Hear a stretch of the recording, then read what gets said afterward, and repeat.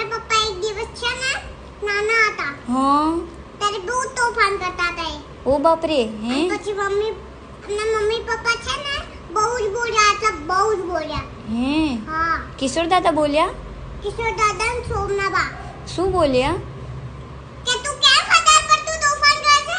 ઓ બાપ રે આવું બોલ્યા કોણ મારતું તું મમ્મી પપ્પા બેઉ. કોને મારા પપ્પાને. હે હા, તને કોણે કીધું એવું